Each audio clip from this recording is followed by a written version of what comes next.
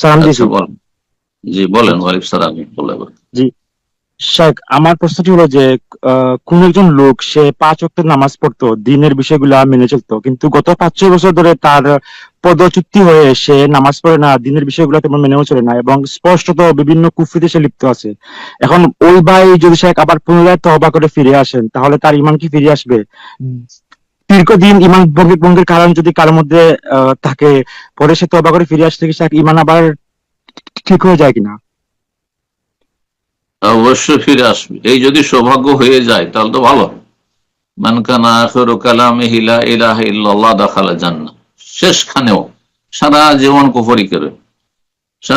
কুফরি করেও যদি শেষখানে অন্তর থেকে বিশ্বাস করে এবং মেনে নিয়ে যে আমি আল্লাহকে এক বলে, রব বলে মেনে নিলাম, মাহবুদ বলে মেনে নিলাম, আমি এতদিন অন্যায় কাজ করেছি, সবচেয়ে বড় অপরাধ শিরক কুফরি করেছি, আর তারপরে মুখে উচ্চারণ করে ঘোষণা করলো লা ইলাহা ইল্লাল্লাহ দাখালা জান্নাহ, তাহলে জান্নাত চলে যাবে।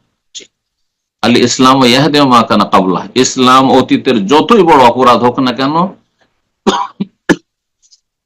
আর যত বেশি অপরাধ হোক না কেন, সবকে ধ্বংস করে দেবে, নিশ্চিন্ন করে দেবে। আমর ইবনে আস রাদিয়াল্লাহু তাআলা আনহু যখন ইসলাম গ্রহণ করেছিলেন, রাসূলুল্লাহ সাল্লাল্লাহু আলাইহি ওয়াসাল্লাম বলেন, ইয়া রাসূলুল্লাহ, আমি তো অনেক অপরাধ করেছি জীবনে এবং অনেক লেট করেছি ইসলাম কবুল করতে, ইসলামের বিরোধিতাও করেছি, তো আমি ইসলাম গ্রহণ করব, কিন্তু আশতারিতে, শর্ত লাগাবো। নবী সাল্লাল্লাহু আলাইহি ওয়াসাল্লাম অবাক হলেন যে হাত বাড়ালো সে ইসলাম কবুলের জন্য, আবার হাতটাকে গুটিয়ে নিল আর বলছে অরিদ আনাশতারিত, আমি শর্ত লাগাতে চাই। বলবে মাজা তাশতারিত, কি শর্ত লাগাবে?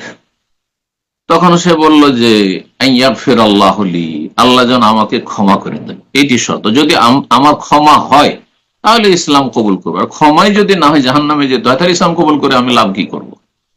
তখন নবী সাল্লাল্লাহু আলাইহি ওয়াসাল্লাম বললেন যে তুমি কি জানো না যে আন্নাল ইসলাম ইয়াহদি মা কানা কাবলাহ, ইসলাম অতীতের যত অপরাধ রয়েছে সবকে ধ্বংস করে দেয়, নিশ্চিহ্ন করে দেয়। ওয়া ইন্নাল হিজরাতা তাহদি মা কানা কাবলাহ, আর তুমি হিজরত করে মদিনায় চলে আসো। মক্কা থেকে হিজরত তখন ফরজ ছিল, মক্কা থেকে মদিনা, দারুল কুফর থেকে দারুল ইসলাম। তো সেখানে চলে আসলে, নবী সাল্লাল্লাহু আলাইহি ওয়াসাল্লাম যখন চলে আসবে, তখন তোমার অতীতের গুনাহ মাফ হয়ে যাবে। ওয়া ইন্নাল হাজ্জা ইয়াহদি মা কানা কাবলাহ, আর হজ করলে অতীতের গুনাহ সব মাফ হয়ে যাবে। তো এই তিনটি বিষয়ের, তিনটি ইবাদতের ফজিলত নবী সাল্লাল্লাহু আলাইহি ওয়াসাল্লাম বলেছেন এখানে। ইসলাম যখন কবুল করতে পারলো একজন ব্যক্তি, সে মাঝখানে মোরতাদ হয়ে গেছিল, অতীতের সব আমল তার ধ্বংস হয়ে গেছিল, আবার সে ইসলামে খালেস অন্তর, কিন্তু শর্ত হচ্ছে খালেস অন্তর থেকে। এখন সমাজের চাপে, অথবা পরিবারের চাপে, অথবা দেখলো যে আমি যদি এই সময় কালেমা না পড়ি অথবা তওবার ঘোষণা না করি তো আমাকে কেউ দাফনই করবে, আমার জানাজায় পড়বে না, সে যেমন নাস্তিক, আসলে অন্তর থেকে নাস্তিক, তাহলে কি আল্লাহ মাফ করবেন? আল্লাহ তো অন্তর কথা জানছেন। এই জন্য বললাম যে অন্তর থেকে বিশ্বাস করে যদি মেনে নেই, এর নাম হচ্ছে ইমান।